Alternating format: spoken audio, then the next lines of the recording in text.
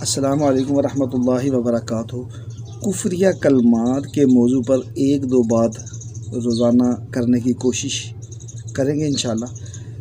کفریہ الفاظ کی وجہ سے انسان دین سے دور، اسلام سے دور، مطلب سادے لفظوں میں یہ کہیں کہ وہ کافر ہو جاتا ہے اور وہ اپنے آپ کو مسلمان سمجھتا رہے اور اسلام سے چلا جائے باہر۔ پھر خاتمہ ایمان پر نہیں ہوگا، ہمارا خاتمہ کفر پر ہوگا۔ تو اس لیے ہمیں چاہیے علماء کرام کی صحبت کو اختیار کریں، علماء کرام کے پاس جائیں، ہر روز کچھ نہ کچھ ان سے سبق لیں، نماز پڑھو، نماز پڑھنے کے بعد پھر ان کے پاس جاؤ، تھوڑا سا بیٹھو، پھر کوئی نہ کوئی سوال اپنے ذہن میں رکھو، پھر ان سے سوال کرو۔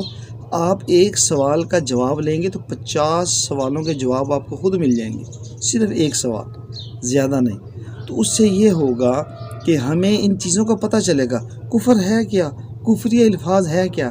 ہم اپنے آپ کو مسلمان کہتے ہیں اور نمازیں پڑھتے رہیں، کفریہ الفاظ کی وجہ سے ہمارے مال ضائع ہو جائیں تو ہماری وہ نمازیں، محنت ہماری ضائع جائے گی۔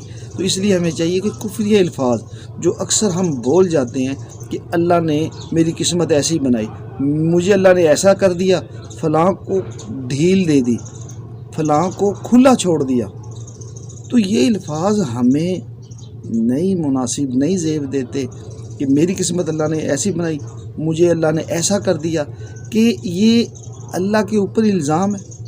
اللہ پاک کہتے فَبِأَيِّ آلَاءِ رَبِّكُمَا تُكَذِّبَانِ، یہ جو لفظ کہہ رہا ہے اللہ نے مجھے ایسا بنایا، کیا اس کے پاس آنکھ نہیں ہے، کان نہیں ہے، ہاتھ پاؤں نہیں ہے؟ یہ چیزیں دے بھیج اپنی، پھر تجھے پتہ لگے گا یہ کتنی قیمتی کروڑوں خربوں کی اللہ پاک نے ہمیں نعمتیں دی ہوئی ہیں۔ کسی کو گردہ دے، کوئی نہیں دیتا، پیسوں کا، آنکھ دے کسی کو، یہ دانت سارے اتر جائیں، جس کے دانت ٹوٹ گئے ہوں ان سے جا کے پوچھو کتنے میں دانت لگتے ہیں۔ اللہ نے اتنی نعمتیں دی، پھر کہتا ہے اللہ نے میری قسمت ایسے بنائی، اس سے جا کے پوچھ جس کی آنکھ نہیں ہے۔ تو اس لیے قسمت کے اوپر رونا نہیں چاہیے، بلکہ شکر ادا کرنا چاہیے۔ مکان والے کو چاہیے کہ وہ کرایہ دار کو دیکھے، کرایہ دار کو چاہیے وہ جھگی والے کو دیکھے، جھگی والے کو چاہیے وہ معذور کو دیکھے جس کے ہاتھ پاؤں نہیں ہے لیکن وہ کپڑے میں رہ رہے، لیکن اللہ پاک نے اس کی ہر چیز سلامت اور صحیح بنائی ہے۔ تو کفریہ الفاظ یہ ایک دو روزانہ کی ترتیب کو بناتے ہیں، تو کچھ نہ کچھ ہمیں پتہ ہونا چاہیے کہ یہ کیا ہے، یہ کفر ہے، اس سے کیسے بچنا چاہیے۔ اس سے بچنے کی یہی کوشش ہے کہ ہم علماء کرام پہ جائیں، علماء کرام سے سیکھیں، ان سے پوچھیں۔ اب یہی جو بات ہے نا جی، ہم بھی اللہ نے مجھے ایسے کر دیا، مجھے تکلیف دی، وہ فلاں خوشحال ہے، فلاں کے گھر میں ہر چیز ہے، میرے پاس یہ اللہ کی ناشکری کے ساتھ ساتھ علماء فرماتے ہیں یہ کفریہ الفاظ ہے کہ اللہ نے اسے ایسے کیا اور مجھے ایسے کیا، تو یہ تو اس کا مطلب ہے اللہ نے تیرے ساتھ زیادتی کی ہے، تیرے ذہن کے مطابق اللہ نے تیرے ساتھ زیادتی کی، اس کو دے کے تجھے نہ دیا، یہ گلا۔